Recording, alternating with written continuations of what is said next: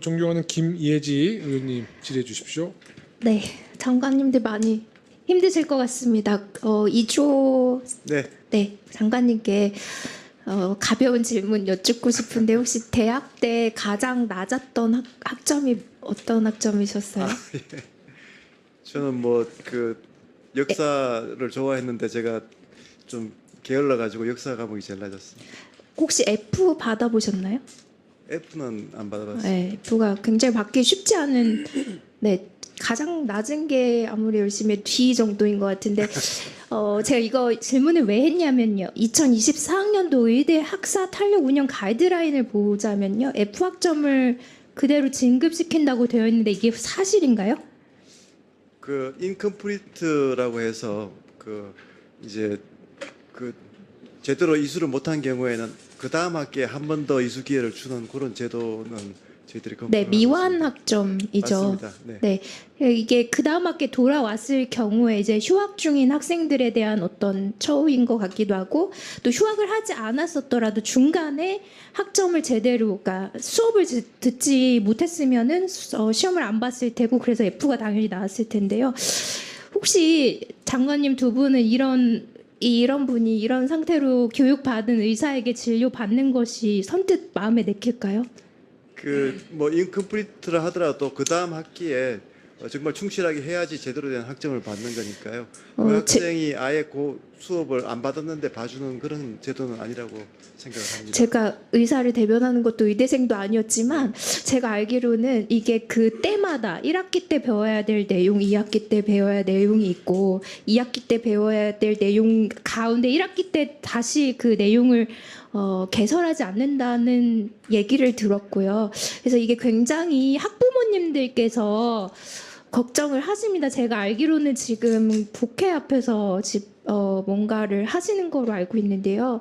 전국 의대 학생 부모 연합에서도 이런 좀 우려를 표하셨고, 그리고 의대생들도 이거에 대한 우려를 표했고, 전공의 협의회에서도 우려를 표하시고 계신데 혹시 장관님 알고 계시죠? 네, 잘 알고 있고요. 네. 여러 가지 다른 대안들도 함께 고민을 하고 있습니다. 네. 그래서 절대 여러분들이 걱정하셨듯이 그 질 저하나 정말 제대로 된 그 수업을 받지 않았는데 학점이 인정돼서 진급을 하는 그런 경우를 저희들이 상정하고 있지는 않습니다. 네, 환자분들이 좀 우려하시지 않게 이걸 잘 해주실 줄로 저는 믿고 있고요. 그리고 또한 아까 말씀하셨던 재정을 긴급하게 추계를 굉장히 네, 파격적으로 하시겠다. 그래서 준비가 안 된 학교도 준비를 빨리 하게 하겠다라고 네네, 하는데 보통 이제 예산 집행 같은 경우가 항상 우리가 여기서 예산 이제 국회를 열고 나면 그 다음에 이어지고 그런데 그러다 보면 이제 교실 확장이라든가 기기 마련에 좀 시간이 걸리는데 이런 것들도 조금 융통성 있게 될 수 있도록 학교들도 먼저 준비할 수 있도록 혹시 장관님께서 이렇게 좀 해주실 수 있을까요? 그럼요. 그런 이게 것들에 가능하겠죠? 대해서 최대한 좀 신속하게 될 수 있도록 좀 그러면 이 추진하겠습니다. 학생들이 정말 걱정 없이 돌아올 수 있을 것 같은데 그럼에도 불구하고 제가 만나본 학생들은 굉장히 강경했고요.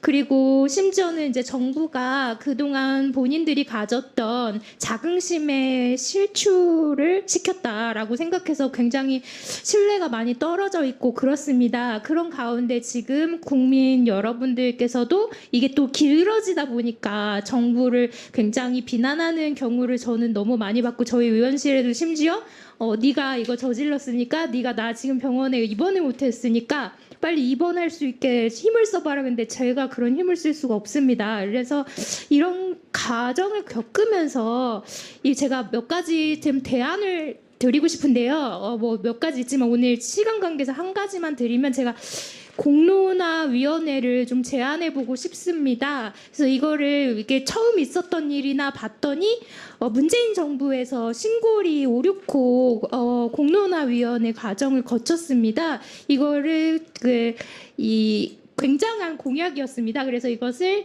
중단하기로 했지만 굉장한 반대에 또 봉착을 했었고요.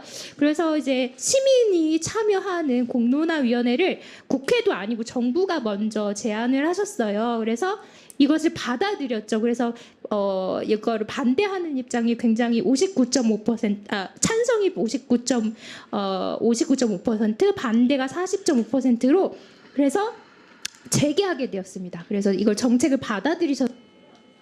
이것을 하자 안 하자. 그러니까 왜냐면은 의료계도 또 국민들도 모두 의사 증언은 다 찬성하는 것이기 때문에 단순히 증언을 하자 안 하자 이런 것이 아니라 이 과정도 이렇게 좀 많은 분들이 그렇게 됐고, 그리고 또 이게 장시간 동안 의료 대란이 이어지고 있는 데 대한 그런 어떤 불만이 점점 증가하고 있으니까 이런 수라든가 이런 것에 대해서 어떻게 우리가 대안을 가지고 해결할 것인가에 대해서 공론화할 수 있는 과정을 가지고 이것을 그냥 단순히 반대 찬성도 있겠지만 좋은 의견을 나누고, 그리고 많은 국민들, 특히 의료계에 계신 분들도 국민이잖아요. 그런 분들도 이 과정을 통해서 보시면 당연히 설득될 거라고 생각이 되고요. 그래서 조금 저는 어쨌든 정부 여당의 의원으로서, 야당 의원이 아니고 여당 의원으로서 이런 말 하니까 좀 의심 드릴 것 같아서